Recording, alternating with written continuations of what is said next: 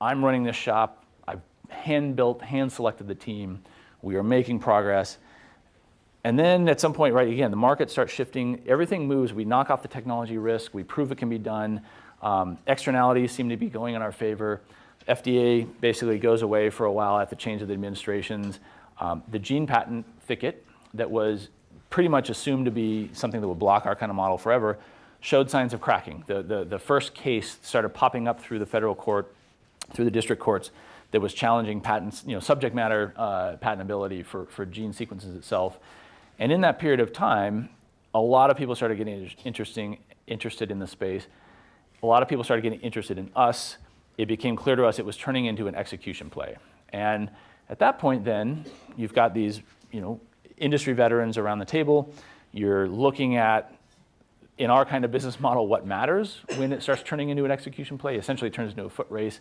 And you start coming to the realization that you need a lot more capital than you thought you did. If you really want to go for what it is we wanted to do, if we really wanted to go after all of the families that are currently not able to get this information for their kids, for themselves, we were going to have to spend a lot more money. And so that started going into decision-making mode where there were a couple companies that we had been kind of partnering with that then all of a sudden threw over acquisition offers.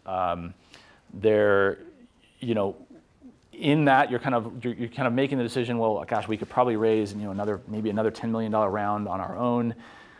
But really, if we want this to happen, we want to have it at scale. Maybe we should tuck into a larger company and just see this through.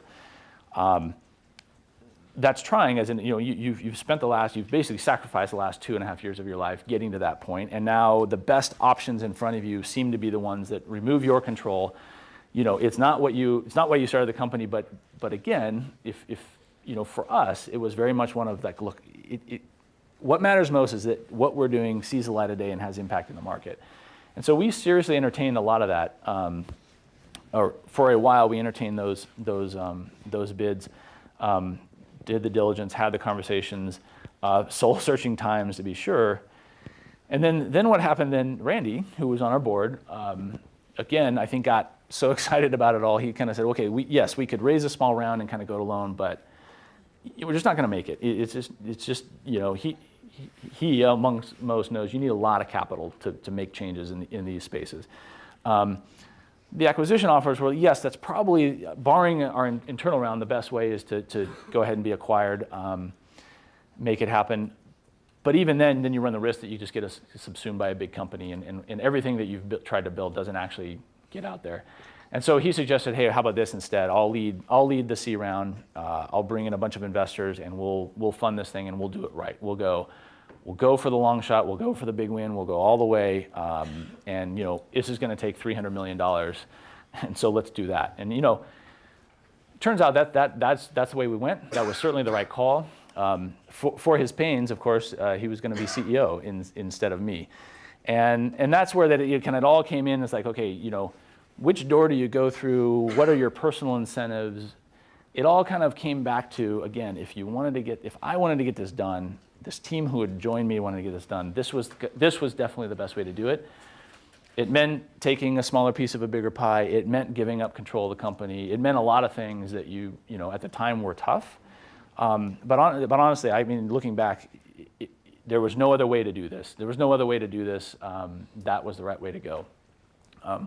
And I think that's where, I want to, on that point in particular, today I talk to a lot of entrepreneurs that are in that tweener phase of the company. They got some funding, they're getting going, and they're making these decisions, and they know they need the money, but that means losing control. They know they need a partner, but it means partnering. I would say that is a key point if you're going to start a company, that is going to be a key challenge as you start to succeed. Again, if you want my advice, the best thing to do is do what's right for the mission. Remove yourself from the equation. That's the best way to succeed. I've seen people get all tied up in what their percent ownership it is. It's my vision, my company. We're going to do it my way.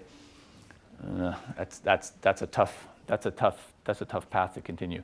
For everything that we read about in the public media, how that's the obviously the one or two of those, the unicorns that make it out, and that's the case. That's all we ever read about. But I can assure you, the thousands of other companies, most of which die on the vine, that is not the way it works. You've got to be willing to sacrifice your own personal ambitions and desires for the mission at hand.